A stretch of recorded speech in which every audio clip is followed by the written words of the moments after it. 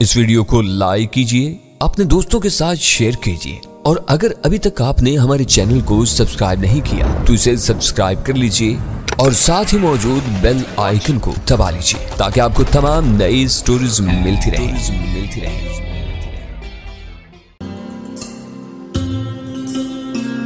तेज रोशनी में नहाई हुई वो खाली सड़कें ख्वाबनाक मंजर पेश कर रही थीं।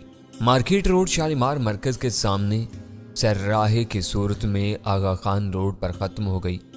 वहां से हमारी गाड़ी दाहिनी तरफ घूमी तो मैं दिल ही दिल में इत्मीनान का सांस लेकर रह गया। मेरी तवक्का के इन मुताबिक आगा खान रोड पर वाक़े हॉलिडे इन पर हमारे सफ़र का खात्मा हो गया। दुनिया के हर बड़े होटल की तरह वहाँ भी थका थका अमला अपने फ़राइज़ की अदायगी के लिए मौजूद था। पोर्टर के उठाने के लिए हमारे पास कोई सामान नहीं था। मैंने अपना थैला कंधे पर लटकाया। अव्वल खान ने ब्रीफकेस उठाया और हम जलाल के साथ होटल की रोशनियों में डूबी हुई पुरशिकू इमारत में दाखिल हो गए। जलाल ने काउंटर पर हमारे नाम बताकर चाबियां तलब की तो मालूम हुआ कि 5वीं मंजिल पर 2 मुत्तसिल कमरे हमारे लिए पहले से महफूज करा लिए गए थे। वालीशान होटल आज भी उसी मकाम पर मौजूद है, लेकिन नए इंतजामात के तहत वो होटल मैरियट में तब्दील हो चुका है। उसकी हर शाम बहुत रंगीन और दिलकश होती है। शहर भर के आसूदा हाल बेफिक्रे अपने बेशतर शाम में उसी के मुख्तलिफ हिस्सों में गुजारना पसंद करते हैं। इस वक्त जलाल पर हमारी एहसानमंदी और मेहमानदारी का भूत सवार था। अव्वल खान ने नीचे ही फ़ोन बिलों वाला लिफाफा उसके हवाले करके उसे रुखसत करना चाहा, लेकिन वो हमें हमारे कमरों तक पहुंचाए बगैर वापस जाने पर आमादा नहीं हुआ। सामान न होने के बावजूद एक पोर्टर साए की तरह हमारे साथ था। इसका कुल बोझ हमारे कमरों की 2 चाबियों पर मुश्तमिल था। पहले कमरे में दाखिल होते ही मेरी तबीयत खुश हो गई। ऐसे खूबसूरत कमरे में लंबी नींद लेने के लिए कराची से वहां तक का सफ़र महंगा नहीं था। अब तुम दोनों लंबी तान कर आराम करो, जलाल ने मशवरा दिया। तुम्हारे दरवाज़ों पर नो डिस्टर्बेंस के टैग लगा दिए जाएंगे। अब 12 बजे रहमान तुम्हारे पास आएगा। इस यकीन दहानी के बाद जलाल फौरी तौर पर वापस हो गया। मुझे अंदाज़ा था कि उसने हमें होटल के कमरों तक पहुंचा दिया था, लेकिन उसके लिए बहुत सा काम बाकी था। कुशादा और बेदाग बिस्तर देखकर मेरी पलकें बोझल होने लगी थी। अव्वल खान पहला कमरा मुझे सौंपकर अपने ब्रीफकेस समेत बराबर वाले कमरे में चला गया। मैंने अपने ट्रैवल बैग में से शब ख्वाबी का लिबास निकाल कर कपड़े तब्दील किए और नाइट लैंप के सिवा तमाम रोशनियां गुल करके बिस्तर पर ढेर हो गया। अपनी नींद पूरी करके मैं खुद ही बेदार हुआ था। अगवी खिड़की पर खिंचे हुए दबीज पर्दे की वजह से कमरे में सूरज की रोशनी का गुजर नहीं था। रात बल्कि सुबह सवेरे वाला समा जूं का तूं बरकरार था, लेकिन मेरे सराहने रखी हुई रिस्ट वॉच 10 बजने का ऐलान कर रही थी। नाहित इत्मीनान से तरोताज़ा होने और लिबास तब्दील करने के बाद मैंने अव्वल खान उर्फ अजहर खान के बारे में सोचा। अगर 10 बजे तक मेरी नींद पूरी हो चुकी थी तो उसे भी बेदार हो जाना चाहिए था। मैंने इंटरकॉम पर उसके कमरे का नंबर मिलाया तो मसरूफ था। अपना कमरा मुकफ्फिल करके मैंने पड़ोस वाले दरवाजे पर दस्तक दी और अंदर से अव्वल खान की आवाज़ सुनकर दरवाज़ा खोल लिया। वह मुझसे पहले तैयार बैठा था और फ़ोन पर अपने किसी आदमी से बात कर रहा था। मैं सिगरेट सुलगाकर सिंगल सोफे में धंस गया।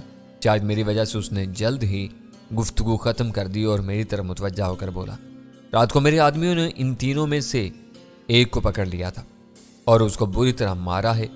पिटने के बाद उसने बताया कि वो तीनों अपने उस्ताद दाऊद के साथ एयरपोर्ट पहुंचे थे। दाऊद उनसे अलग थलग रहकर इशारों कनायों से उनको हदायत दे रहा था। उसी के मां पर वो मेरे आदमियों के पीछे रेस्टोरेंट में गए थे। वो आखिर तक वहीं था। उसने ये नहीं बताया कि ताक़ुब के बाद इन्हें क्या करना था। मैंने पूछा, ये सब कराची पहुंचने के बाद मालूम होगा। फिलहाल मैंने उन्हें दाऊद के पीछे लगा दिया है। हमारी वापसी तक उसे भी स्टेशन 4 पर मौजूद होना चाहिए। सब कुछ ठीक ठाक जा रहा है, मगर इस वक्त का अहम तरीन मसला नाश्ते का है। वो मुस्कुरा दिया। मैं मालूम कर चुका हूँ, नाश्ते के लिए डाइनिंग हॉल बंद हो चुका है। हमें रूम सर्विस से रजू करना होगा। यह बताओ कि तुम क्या लेना पसंद करोगे। जो चाहो मंगवा लो और जलाल को भी इतला दे दो कि हम मुकर्रर वक्त से पहले बेदार हो चुके हैं। अव्वल खान ने रूम सर्विस वालों को आर्डर दिया और फिर खुद ही जलाल का नंबर मिलाने में मसरूफ़ हो गया। जलाल अपने दफ्तर में मौजूद नहीं था। इन तक इतला पहुंचा दो कि होटल से अजहर खान का फ़ोन आया था। ये बहुत आम और ज़रूरी मामला है। पैगाम देकर उसने फ़ोन बंद कर दिया। नाश्ते से पहले ही रहमान हमारे पास आ पहुंचा। एयरपोर्ट पर उससे मुलाकात नहीं हो सकी थी। उसने बहुत तपाक और बेतकल्लुफ़ी से हमें अपने चेहर में खुश आमदीद कहा और बताया कि जलाल अचानक बहुत ज़्यादा मसरूफ़ हो गया है। उसने अजहर खान और मजहर खान के बारे में अपने स्टाफ को ब्रीफ किया हुआ था। इसके पीए ने अव्वल खान का पैगाम फौरन ही रहमान तक पहुंचा दिया। इसका दफ्तर होटल से बहुत करीब था। वो हमें अपने साथ ले जाने के इरादे से होटल पहुंच गया। अव्वल खान के बेतुके आर्डर की वजह से 2 आदमियों के लिए आने वाला नाश्ता जरूरत से बहुत ज़्यादा था। सिर्फ 1 प्याली के इजाफे से रहमान भी हमारे साथ शरीक हो गया। इसने बताया कि वो सुबह 6 बजे से दफ्तर पहुंचा हुआ था। उसे भाग दौड़ की वजह से चाय की 1 प्याली तक पीने का मौका नहीं मिला था। आखिर इस तरह हलकान होने की क्या जरूरत पेश आ गई? अव्वल खान ने नाश्ते के दौरान में रहमान से पूछा, मुजरिम तुम्हारे कब्जे में है, ताउन पर आमादा हो चुका है, फिर तुम क्यों भागते फिर रहे हो? किसी को उम्मीद नहीं थी कि पंडित मनोहर लाल आसानी से जुबान खोलने पर आमादा हो सकेगा। मायूसी की वजह से बहुत सी जरूरी कार्रवाइयां अधूरी छोड़ दी गई थी। रहमान ने बताया, तुम्हारे पहुंचने के बाद एकदम पांसा पलट गया है। 7 बजे हमारे डीजी ने खुद पंडित से मुलाकात की है। किसी पूछताछ के इरादे के बगैर वो सिर्फ ये देखने गए थे कि पंडित अब किस मूड में है।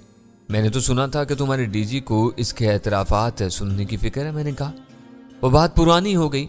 हुकूमत की एक जिम्मेदार शख्सियत के सामने उसका बयान लिया जाएगा। सबकी मुत्तफिका राय है कि पंडित को बार बार छेड़ा गया तो वो बेदक जाएगा। सब कुछ एक मर्तबा हो जाना चाहिए। मैंने उससे इत्तेफाक किया। मैं ये समझने से कासिर हूं कि रुस्तम और पंडित के मामले को इस कदर तूल क्यों दिया जा रहा है। 2 और 2 4 की तरह हर बात बिल्कुल सामने है। फैसला करके जरा सी देर में किसी नतीजे पर पहुंचा जा सकता है। बड़े फैसलों में ऐसी उलझनें पैदा होती हैं। ये हमारे रूटीन का हिस्सा है। शाम की किसी परवाज से हमारी रवानगी का बंदोबस्त कर दो। कुछ तवक्कुफ के बाद मैंने कहा, इससे पहले मैं ये जानना चाहूंगा कि रुस्तम के इंसानी हकूक का कज़िया किसने उठाया था? कोई अकरम इलाही है, वो कराची ही में रहता है, लेकिन उसका बाकायदा दफ्तर ख़ियाबान कायदे आज़म पर ब्लू एरिया की एक इमारत में है। रहमान ने बताया, तो वो कोई पाकिस्तानी है? मैंने हैरत से पूछा। जलाल ने तो किसी बैनुल-अक़वामी इदारे का जिक्र किया था। इसका दफ्तर इंसानी हकूक की एक बैनुल-अक़वामी तंजीम का मकामी हिस्सा ही है। अकरम इलाही फ्रीडम इंटरनेशनल की पाकिस्तानी शाख का चेयरमैन है। फ्रीडम इंटरनेशनल यहाँ NGO के तौर पर काम कर रही है। गैर सरकारी तंजीमें किसी न किसी की इमदाद से चलती हैं। उसे कहाँ से फंड्स मिलते हैं? ऐसे इदारों को बराए नाम सरकारी इमदाद मिलती है। बड़ी बड़ी रकमें बैरूनी इमदाद की सूरत में आती हैं। असूली तौर पर यह सरकारी ज़राए से तकसीम होनी चाहिए, लेकिन ऐसा नहीं हो रहा। हो सकता है कि अकरम इलाही को भी कहीं से रकम मिल रही हो। शायद तुम्हें इस तरफ तवज्जो देने का वक्त नहीं मिल सका। अगर वो कराची ही में है तो फिर हम उसे वहीं देखेंगे। रुस्तम जैसे गद्दार और साजिशी के हक में आवाज़ उठाने वाला नेक नीयत नहीं हो सकता। ऐसे लोग मजबूत पुष्पनाही के बगैर जुबान नहीं खोलते। एहतियात से देखना होगा कि उसके पीछे कौन लोग हैं, इनके क्या मकासद हैं और वो किस समत में जा रहे हैं। वो जो कुछ भी हो, रुस्तम और राबन मायर से ज़्यादा ताकतवर नहीं हो सकता। जब इन दोनों के गिरबान पर हाथ डाला जा सकता है तो अकरम किस गिनती में है? मुझे हल्का सताव आ गया। रुस्तम और राबन बेशक मार दिए गए, बल्कि रुस्तम ने तो खुली खुदकुशी की है। मगर इन वाक़यात के नतीजे में पैदा होने वाली पेचीदगियां फैसलों में ताख़ीर का सबब बन रही हैं। एक वक्त में कई महाजों पर लड़ना दानिशमंदी नहीं है। मौजूदा गर्द दब जाए तो अकरम को हर वक्त देखा जा सकता है। तो तुम्हारा क्या ख्याल है? क्या इन लोगों पर गलत हाथ डाला गया था? मैंने पूछा। वो बेहतरीन फैसले थे, रहमान ने जल्दी से कहा। इसीलिए हर शख्स हालात संभालने की सरतोड़ कोशिश कर रहा है। हम लोग किसी हुकूमत की मजबूरियों को नज़रअंदाज करके मनमाने फैसले नहीं कर सकते। अव्वल खान ने मुझे इशारा करके कहा, कानूनी इदारों की बहुत सी मजबूरियां होती हैं। सर जंग के ज़माने में अमेरिका और रूस की हुकूमतें सब कुछ जानते बूझते हुए अपनी सरजमीन पर दुश्मन के एजेंटों को नज़रअंदाज करने पर मजबूर थी। ऐसी बर्दाश्त का मुजाहरा न किया जाए तो 2 तरफा खूनरेजियों का ख़त्म न होने वाला सिलसिला चल पड़ता है। अव्वल खान की वजाहत से रहमान को सहारा मिल गया। मेरा नुक्ता बिल्कुल यही था। राबन मायर की हरकतों के बावजूद ये एक अफसोसनाक हकीकत है कि वो एक सफारती मेहमान बनकर यहाँ आया था और उसकी हिफाजत हमारी जिम्मेदारी थी।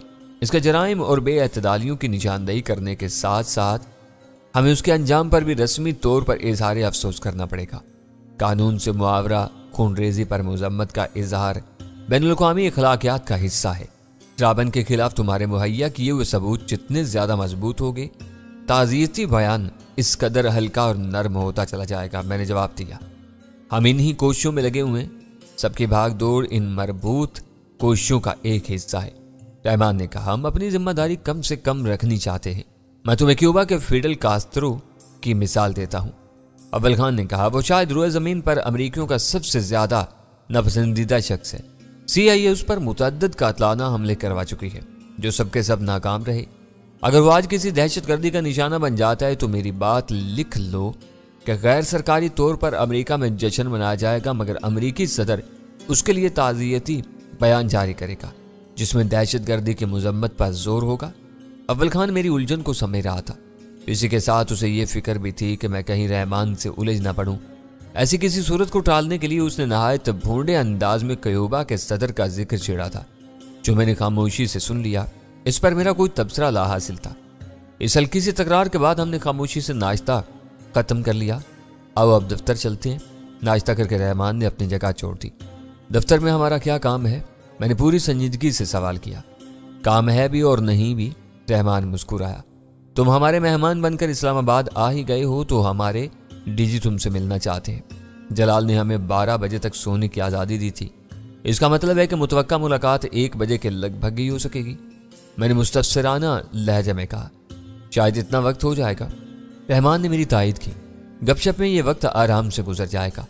हमें साथ ले जाकर तुम बन जाओगे। आज तुम लोग वैसे ही काम की ज्यादती के शिकार हो। हम होटल में रहेंगे, DG आ जाएं तो तुम आकर हमें दफ्तर ले जाना। यह नहीं होगा, रहमान अड़ गया। काम रोज होता रहता है, तुम रोज यहाँ नहीं आओगे। तुम्हें मेरे साथ दफ्तर चलना होगा। बोर होने लगोगे तो होटल वापस ले आऊँगा। मजीद इनकार उसके दिल में कोई बदगुमानी पैदा कर सकता था। मैं भी उठ गया। होटल की पार्किंग लॉट में रहमान की गाड़ी मौजूद थी। हम आगा खान रोड से कॉन्स्टिट्यूशन एवेन्यू पर मुड़े और जरा सी देर में कैबिनेट ब्लॉक के बंद आईनी पार्टी के सामने पहुंच गए। दरबार ने रहमान को देखकर सलाखदार गेट खोल दिया और एक करीबी हिस्से में गाड़ी पार कर दी। कैबिनेट ब्लॉक के इब्तदाई हिस्से में चंद कमरे IB के लिए मखसूस थे। रहमान ने इमारत में दाखिल होते हुए इशारे से अपने सरबराह के दफ्तर की निशानदही की और फिर एक कमरे में घुस गया। इसका कमरा सादा और पुरवकार था। उसने बताया कि इस ब्लॉक में IB के DG और चंद अफसरान ही बैठे थे। दूसरे दफातर किसी और ब्लॉक में वाक़े थे। रहमान ने अपनी मेज संभाली ही थी कि उसके स्टेनो फोन की घंटी बज उठी।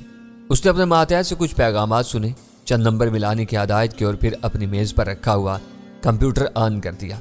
इस ब्लॉक में शायद मुल्क के हिसास तरीन दफातर सिमटे हुए हैं। अव्वल खान ने सताइशी लहजा में कहा, हाँ, इसे तुम हुकूमत का आसाबी मरकज भी कह सकते हो। सदर और वजीर आजम की तरफ से तकर्रियों और तैयारियों के सारे अहकामात इसी ब्लॉक के एक हिस्से से जारी होती हैं। हम लोग यहाँ बैठते हैं, इसलिए तुम हमें भी थोड़ी बहुत अहमियत दे सकते हो। चाहे जलाल भी दफ्तर में नहीं है, मैंने बेतकल्लुफी से कहा। जलाल और DG दोनों गायब हैं। जब तक इनमें से कोई वापस नहीं आ जाता मुझे दफ्तर में रहना है। रहमान ने मुझे बताया, दफ्तर में एक न एक जिम्मेदार आदमी हर वक्त मौजूद रहता है। तुम होटल में हमारे पास थे तो यहाँ कोई नहीं था, जबकि आज का दिन बहुत अहम है। इसी वक्त फोन की घंटी बज उठी और वह हंसते हुए बोला, पैगाम नोट कर लिए गए थे। अब मैंने वो कॉल्स लौटाने का सिलसिला शुरू कर दिया है। वही हुआ, वो रिसीवर रखता था और उसका मातहत फौरन ही दूसरा नंबर मिला देता था। फोन पर गुफ्तगू के दौरान में रहमान ने कई मरतबा कीबोर्ड को छेड़कर मॉनिटर के स्क्रीन पढ़कर किसी को कुछ बताया और स्क्रीन को दोबारा उसकी इब्तदाई हालत में लौटा दिया। 1:30 बजे तक वक्फे से फोन आते रहे। इस दौरान में हमारी बातें भी चलती रही। रहमान को बातें करने का फन आता था। उसने एक लम्हे के लिए भी हमें बोर नहीं होने दिया। हम उसके दफ्तर में चाय की दूसरी प्याली पी रहे थे कि जलाल वहीं आ पहुंचा। वो मरला बहुत खूबी से निमट गया। जलाल ने हाथ मिलाते हुए कहा, इस वक्त पंडित मनोहर लाल मोम की नाक बना हुआ है। वो तुम दोनों को याद कर रहा था। मुझे खुशी है कि हमारी यहाँ तक की दौड़ रायगां नहीं गई। अव्वल खान ने मुसर्रत से कहा कि हमको यहाँ से वापस जाते हुए हमारे दिल बड़े हुए होंगे। मैंने ये बात खास तौर पर नोट की कि वो दोनों आपस में बहुत बेतकल्लुफ थे, मगर जलाल इनमें सीनियर था। रहमान उसे देखते ही अपनी कुर्सी छोड़कर खड़ा हो गया था। तो क्या तुम शाम को वापस जाने का फैसला कर चुके हो? जलाल ने हैरत से पूछा। जाना बहुत ज़रूरी है। वहाँ मेरे कुछ ज़रूरी काम अधूरे हैं जिनकी देखभाल के लिए कराची में मेरी मौजूदगी ज़रूरी है, अव्वल खान ने कहा। इसी वक्त रहमान के फ़ोन की घंटी बज उठी। रिसीवर उठाकर उसने बहुत मुअद्दब लहजा में वक्फे से 3-4 बार यस सर कहा और फिर रिसीवर रख दिया। जलाल की निगाहें उसके चेहरे पर जम गईं। DG साहब इन दोनों को तुम्हारे साथ बुला रहे हैं, रहमान ने कहा। इन्हें पता चल गया है कि ये मेरे पास बैठे हुए। आओ, अच्छा है कि ये मुलाकात इसी वक्त हो जाए। 3 बजे अमेरिकी सफारतकारों के साथ इजलास शुरू हो जाएगा। पता नहीं वो सिलसिला कब तक जारी रहे। डी जी का दफ्तर 2 कमरों पर मुश्तमिल था। बैरूनी कमरे में इसका पीए और गन मैन बैठा हुआ था। इससे गुजरकर जलाल ने अंधे शीशों वाले पार्टीशन में मौजूद दरवाजे पर उंगली से दस्तक दी और दरवाजा खोल दिया। इसके पीछे हमने पेशकदमी की थी कि बड़ी सी चौबी मेज के पीछे भारी जिस्म और पुख्ता उम्र का एक वजीह शख्स निकलकर हमारे इस्तकबाल के लिए आ गया। जलाल ने हम तीनों का एक दूसरे से तारुफ कराया। इसने अपने रुतबे को भुलाकर बहुत फराग दिली से हमारे लिए तौसीफी कलमात अदा करते हुए इत्तफाक से हाथ मिलाए और हमें कुर्सियां पेश करके दोबारा अपनी जगह पर लौट गया।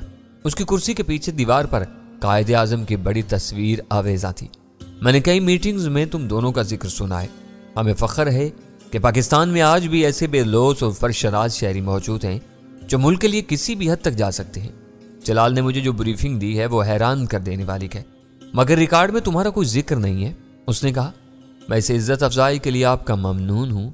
ख्वाहिश के बावजूद मैं उकाबी आंखों और सफ़ेद स्याह बालों वाले शख्स के लिए तुम का सीगा इस्तेमाल नहीं कर सका। आज शाम हम वापस जा रहे हैं। क्यों? डायरेक्टर जनरल ने जलाल से सवाल किया। इन्हें आज डिनर पर मदू क्यों नहीं करते? सर, इनकी कुछ मजबूरियां हैं। कराची में अपने काम अधूरे छोड़कर आए हैं। जलाल ने मुआज़रत खान अलैजा में कहा, आज के इजलास के बाद मेरा डिनर का ही प्रोग्राम था। इस दौरान में मैं तेजी से इस दफ्तर का जायजा ले चुका था। डीजी के पास भी कंप्यूटर मौजूद था। एक अलमारी में फ्लापिस कितार दर कितार लगी हुई थी, मगर इसी के साथ फाइलों से मफर नहीं था। कालीन पर एक तरफ फाइलों का अंबार लगा हुआ था। पार्टीशन में लगा हुआ अंधा शीशा यक रुख था। बाहर से अंदर का मंजर देखना मुमकिन नहीं था, लेकिन डीजी के कमरे में से बाहर की हर तफसील नजर आ रही थी। यह बहुत अच्छा हुआ कि राबिद मार के साथ क्रिस्टोफर नामी मैरीन गार्ड भी पंडित के घर रह गया। उसने कत्ल और मौत जैसे अल्फाज से परहेज करते हुए कहा, कोई ये नहीं कह सकता कि राबिन को उसकी मर्जी के खिलाफ अगवा करके वहां से ले जाया गया था। मैं सर हिला कर रह गया। डीजी की इन फिक्रों में वीरा की कार्रवाई का जिक्र था, क्योंकि पोर्च में पहरा देने वाले गार्ड को उसी ने अपने बेआवाज रिवाल्वर का निशाना बनाया था। हम लोग आज सुबह से मसरूफ रहे हैं। डीजी कदरे तवक्कुफ के बाद मुआज़रत कर रहा था। तुम्हारा काम खत्म होते ही हमारा काम शुरू हो गया था, जो अब तक जारी है। मेरी ख्वाहिश थी कि काम के इस दबाव से निकलकर हमको एक साथ बैठने का मौका मिले और हम एक दूसरे से करीब आ सकें। जिंदगी रही तो ये मौका ज़रूर आएगा। हाँ, अगर आज के इजलास में हमारी शिरकत की कोई गुंजाइश हो तो इसके लिए दूसरे काम नज़रअंदाज किए जा सकते हैं। डीजी के भरे भरे होंठों पर खफीफ सी मुस्कुराहट फैल गई। तुम्हारी शर्त से जाहिर हो रहा है कि रवानगी मुलतवी हो सकती है। हमें मिल बैठने की फुर्सत मुयस्सर आ सकती है। नो सर, अव्वल खान इस तरारी अंदाज में बोल पड़ा। पता नहीं डैनी ने यह बात क्यों कही है। हमारी वापसी जरूरी है। डैनी मुनासिब समझता है तो रुक जाए। मैं इजाजत चाहूंगा। मुस्कुराहट मादूम हो गई। डीजी के चेहरे पर दोबारा संगलास संजीदगी तारी होगी। हमारे इजलास खुफिया होते हैं। पिछले नुकसानात की रोशनी में मैंने यह असूल वज़ा किया है कि हमारे किसी बाज़ाब्ता इजलास में बाहर का कोई आदमी शरीक नहीं होगा। I am sorry my dear Danny, मैं तुम्हारे जज्बात समझता हूँ। तुम अपनी मेहनत का आखिरी समर देखना चाहते हो। इनकी झुकी हुई नजरें, अर्कालूद पेशानियां और बौखलाए हुए चेहरे देखना चाहते हो। बेरब्त दलीलें और बेमग़ज़ हीले सुनना चाहते हो, मगर यह मुमकिन नहीं है। मुझे मालूम था, इसीलिए मैंने ये शर्त तजवीज़ की थी। मेरी वापसी भी ज़रूरी है। दफ्तर का बावर्दी अर्दली चाय और इससे मुतल्लिका लवाज़िम से लदी हुई ट्रे ले आया। शायद डीजी ने पुरतकल्लुफ़ चाय के लिए पहले ही कोई हदायत जारी कर दी थी। इस तकल्लुफ़ की ज़रूरत नहीं थी सर, हमने थोड़ी ही देर पहले नाश्ता किया है।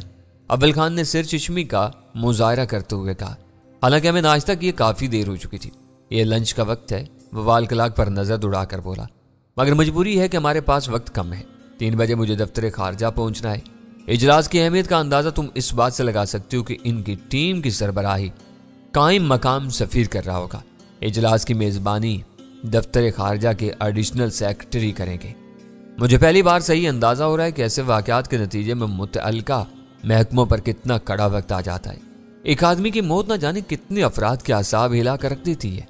मैंने कहा, अगर ओबी और रुस्तम की बाहिमी चपकलिश की कहानी दुरुस्त है तो खुदा का शुक्र अदा करो कि ओबी के साथ वो हादसा नई दिल्ली में पेश आया।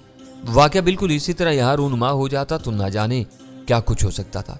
दुश्मनों के बारे में हम भी बहुत कुछ मंसूबा बनिया करते रहते हैं, लेकिन जब अपने किसी इकदाम के दूर रस नताइज का तजिया करते हैं तो हमें पसपाई इख्तियार करनी पड़ती है। डीजी कह रहा था, अगर यह हमारे लिए कोई ढकी छुपी हदायत है तो मैं इस बारे में कुछ अर्ज करना चाहूँगा। हरगिज़ नहीं, मैं तुम्हें हकीकत से आगाह कर रहा था। मेरे अल्फाज में तुम्हारे लिए कोई पैगाम नहीं था। तुम फ्रीलांसर हो, اپنی مرضی سے فیصلے اور کام کرتے ہو۔ تم نے ہمیشہ پوری احتیاط اور ذمہ داری سے کام کیا ہے۔ حد یہ ہے کہ سوراب گوٹ کے نواح میں اپنے جنگی ہیلی کاپٹر اور متعدد تجربے کار کمانڈوز کی مکمل بربادی پر بھی وہ زیادہ واویلا نہیں کر سکے تھے۔ انہیں مدافعانہ لبو لہجہ اختیار کرنا پڑ گیا تھا۔ ان کے C-130 کے اغوا کا کیس بھی ایسا ہی تھا۔ جلال نے لکمہ دیا۔ وہ یہاں سے لاشیں لے کر گئے تھے۔ کیسے الزام لگاتے کہ ان کے جہاز کو ایک پاکستانی نے اغوا کیا ہے؟ وہ تو خود ایک تابوت میں اس پاکستانی کو اغوا کر کے لے جا رہے تھے۔ ان کے نصیب کی خرابی تھی کہ وہ پاکستانی تابوت سے نکل کر جہاز پر قابض ہو گیا۔ تمہاری معلومات قابل رشک ہیں۔ میں نے جلال سے کہا، مجھے اندازہ نہیں تھا کہ اس واقعے کی اتنی باریکیاں تم لوگوں کے علم میں آ سکیں گی۔ وہ کون تھا جسے انہوں نے برفانی تابوتوں میں بند کر لیا تھا؟ ڈی جی نے دلچسپی سے پوچھا۔